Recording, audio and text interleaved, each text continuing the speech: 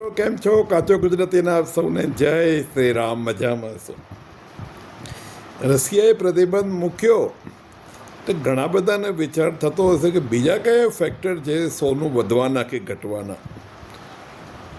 ને એ સવાલનો જવાબ તો હું આપી ચૂક્યો છું, ફરીથી આપું છું કે ભાઈ યુદ્ધના સમયમાં સોનું અને ચાંદી વધવા જોઈએ તો કેમ ઘટે છે એમ કે એક રીઝન તો એ છે કે યુદ્ધ પહેલાં ખૂબ વધી ગયેલા એટલે કરેક્શન આવ્યું.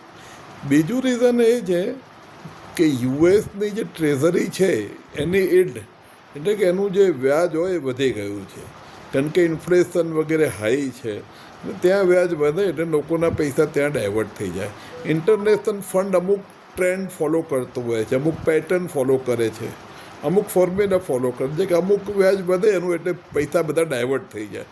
એટલે જે ઇન્સ્ટિટ્યુશનલ બાઇંગ હતું એટલે કે જે સેન્ટ્રલ બેન્ક્સ આપણે જેવી રીતે રિઝર્વ બેન્ક ઓફ ઇન્ડિયા છે એવી બધી કંપનીની બધી કન્ટ્રીઝની જે રિઝર્વ બેન્ક કે સેન્ટ્રલ બેન્ક કહેવાય એમનું ઘણું બધું બાઇંગ ગોલ્ડમાં થયું છે, પણ હજી ઘણું બધું બાકી છે.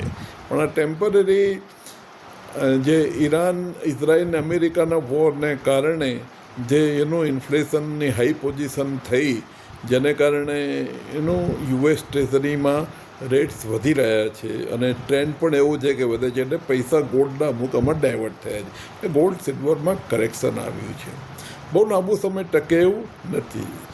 બીજું એક રીઝન એ છે કે ભાઈ ડોલર બહુ મોંઘો થઈ ગયો છે એટલે પૈસા બધા ડોલરમાં ગયા છે. ડોલર ઇન્ડેક્સ 100ને ક્રોસ કરવાની તૈયારીમાં છે અને ઇન્ડિયન રૂપિયાની સામે જોઈએ તો 95ને ફર્સ્ટ ટાઈમ ક્રોસ કર્યો છે ડોલરે.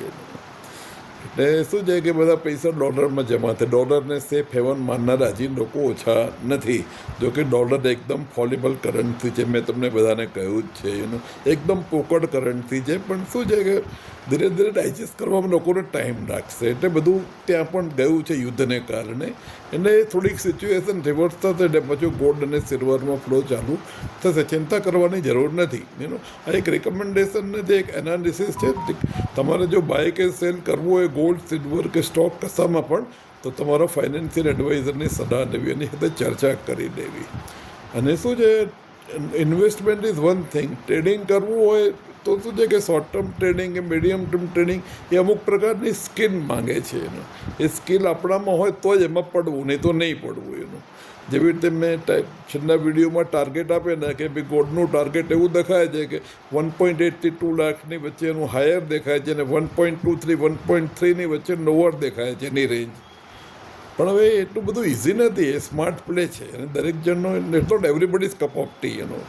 તો આપણી કેપેસિટી માપીને જ એમાં પડવાનું, બરાબર ને? એ થઈ શકે, કારણ કે એ બધું ફાસ્ટ હોય. તમારે 1.70માંથી 1.85 એક જ દિવસમાં થઈ જાય ને તમે વેચી શકો તો વેચો, નહીં તો પાછા ડાઉન થઈ જાય અને ફટાફટ ડાઉન થઈને તમારા હાથમાં જ રહી જાય એટલે short term trading is not recommended to everybody. Those who have hands on experience and skill એ લોકો માટે જ આ વસ્તુ છે. એટલે મિત્રો ગોલ્ડ અને સિલ્વરના જે અત્યારે ડાઉનફોલ છે એ બહુ ચિંતાનો વિષય નથી. ઇન્ટરનેશનલ જે સિનેરીઓ છે એને કારણે છે અને આ બધા ફેક્ટર એને કારણે એક ફેક્ટર ક્રિપ્ટોકરન્સી બી છે કે જેને આર્ટિફિશિયલી ઇન્ફ્લેટ કરવામાં આવ્યો છે.